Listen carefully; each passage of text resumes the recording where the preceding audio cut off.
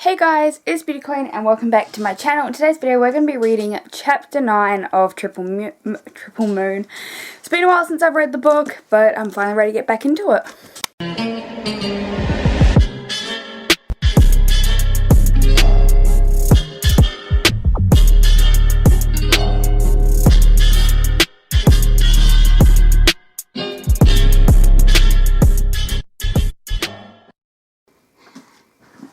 Oh my god, okay. Okay, I'm too zoomed in. Hold up. I'm trying to find the right amount of zoomed in here to read. We'll just do this. Okay. Hopefully you guys can hear me. Actually, I'll sit closer. We'll just do it like this. Alright. Let's get started. Chapter 9. The Dock of the Bay.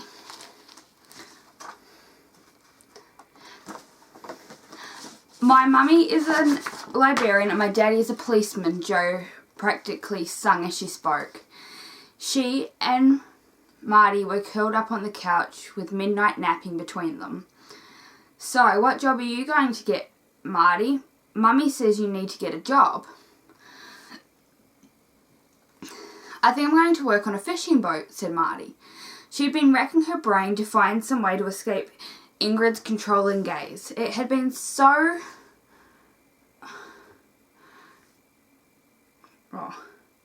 Ingrid's controlling gaze. It had to be physical work that would numb her frustration and tame her anger. She pictured herself hauling nets full of stripers across wave-swept decks, diving with a harpoon to spear swordfish and tuna. She'll be one of the guys in her short yellow slicker and high rubber boots going out for beers at the North Inn after a hard day's work. How fun to be a fisherman, Jo closed her pretty eyes. You'll be like a silver mermaid on the prow of the ship. The fish will see the shiny green light from your mouth and the pretty rainbow on your neck, and they'll be under your spell. They'll come flying out of the water onto your fishing boat just to be your friends. And by the time the sun rises, you'll have so many fish on the boat that all the other fishermen will love you and crown you their queen. You're a great storyteller, Marty smirked. However, her face fell as her mind snagged on 6 little words from Jo's vision. By the time the sun rises. What an idiot Marty was. Fishing boats went out before dawn. Marty hated the morning, unless of course she was seeing the sunrise after a night of clubbing, in which case the morning might as well be the evening. Since she was heading straight to bed, the notion of vigorous exercise in the ocean spray was a whole lot less appealing when she had to consider setting her alarm for some ungodly hour. Never mind, she had to think of something else physically punishing enough to expand her energy. So what do you think about potato farming? She asked Jo. Before Jo could answer, Ingrid came in and suggested that Marty help clear the breakfast dishes. Man, did Marty miss her online delivery services. But she bit her tongue, rinsed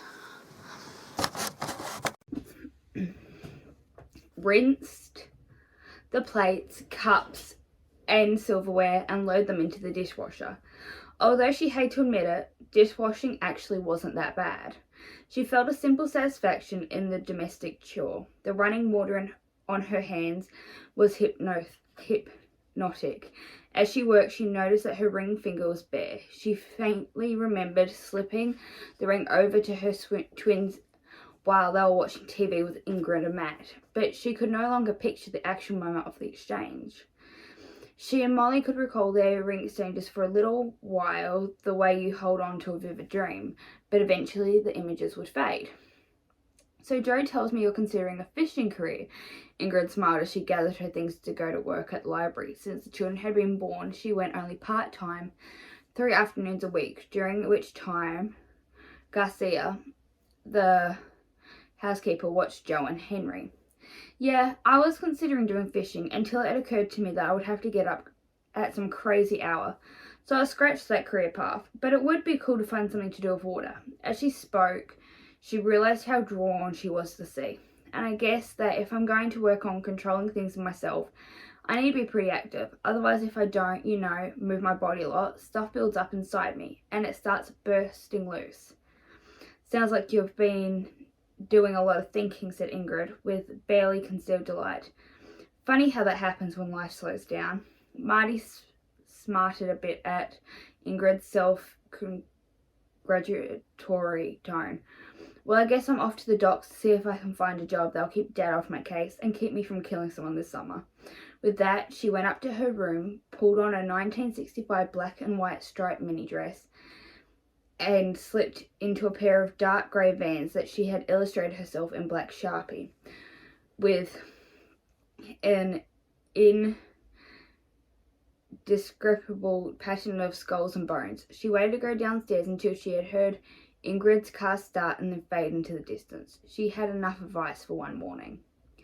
As Marty pulled down the driveway, she was terrified by the thump of little Henry landing in the passenger seat beside her, as though he'd dropped down the sky. What the? She slammed on the brakes and looked up to see that he must have fallen from the branch of the oak tree above the car. How had he gotten up there? And how had he chosen this very moment to let go when she happened to be passing under to break his fall? She didn't want to know, and she certainly didn't want to deal with explaining what had happened. She didn't need people accusing her of reckless endangering a child right now. She turned off the car and scooped him up and carried him back to the house. She knocked on the front door and handed him to Garcia. I found him wandering in the driveway, Marty claimed. Not waiting for a response, she rushed away with the distinct satisfaction of Henry's silent gaze tracking her every movement from the safety of Garcia's arms. Without looking back, she sped to the Northampton harbour, where the Ferrari drew curious and appreciative looks. She parked him again to walk along the docks, not quite sure what she was looking for, but somehow certain that she was in the right place. Hey, came a familiar voice. Fancy meeting you here. Trent! His hair was wet and his thick lashes sparkled with tiny crystals of salt. He must have been fresh from the water. He had on deep green board shorts, flip-flops, and a warm blue t-shirt. And the words, "the one that got away," in faded lettering across the chest. Who's the one that got away, she asked.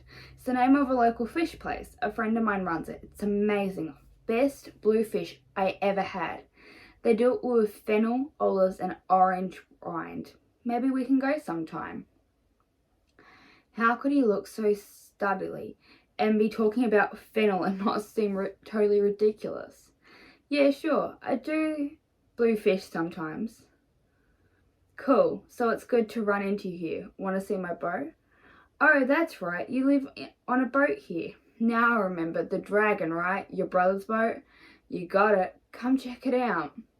When Trent took her hand in order to lead her to his mooring, she didn't snatch it away as she normally would with a virtual stranger. In fact, she liked the feel of his sun-kissed skin.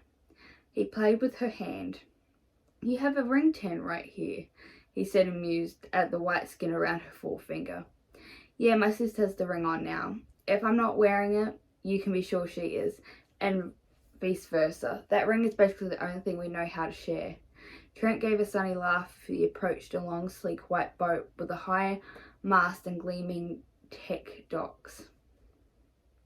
With childlike delight, he explained that the Dragon was considered a mid-sized sport fishing boat. It had 20-foot outridges and a 17-foot high beam, and it would cruise at up to 44 knots at 2,330 revs per minute.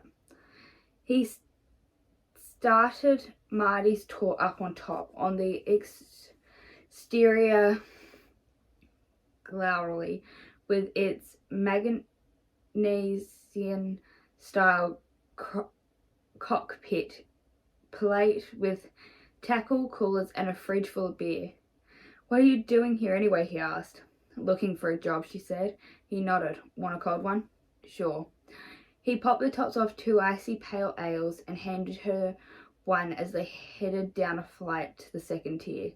The flybridge and Nisea style console. There was starboard and forward seating with bright orange and white striped cushions. And finally down here, Brent announced, opening a solid teak door onto steps leading to the interior gallery, is where I lurk. Below decks, the white cabinetry and built-in beds were olive cherry wood. The counters were black granite. The upholstery was leather, chocolate with cream piping. Marty looked around for a few minutes, then whispered, "No offense," she said. Then whistled.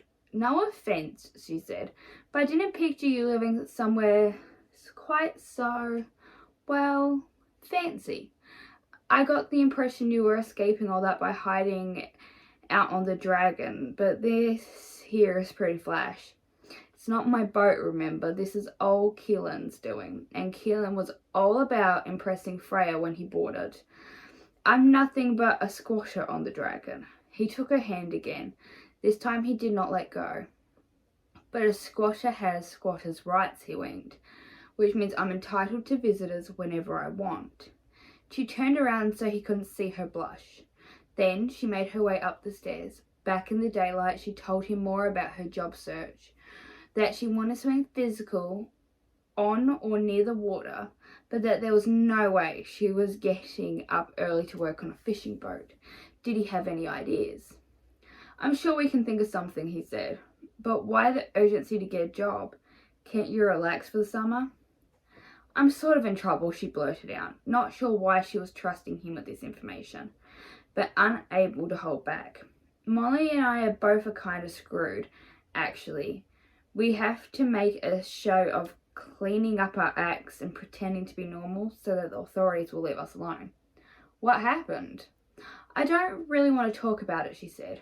"Fair enough," said Trent, "but I'm all ears whenever you're ready." He led her back to the dock, where they looked down on the sea through a forest of masts and blowing sails. "Thanks," she said. "So about a job," he said calmly. "You look pretty strong to me. How do you feel about loading and unloading cargo?" That is all for chapter 9. Chapter 10 is called C for Cookie, and that will be coming up hopefully soon. I get out of breath quite easily since being pregnant, so I'm going to try my best to upload again soon, but I have no idea when that will be. If you realise that the camera quality changed, it's because my camera battery went dead, so I had to change my phone. Thank you guys so much for watching. Don't forget to like, comment and subscribe. All my social media links are in the description below. If you want to rehear or haven't watched any of the previous episodes of me reading this book, I do have a playlist full of the videos, and I'll link some of them in the cards as well. But yes, thank you guys so much for watching, and I'll see you guys later. Bye guys!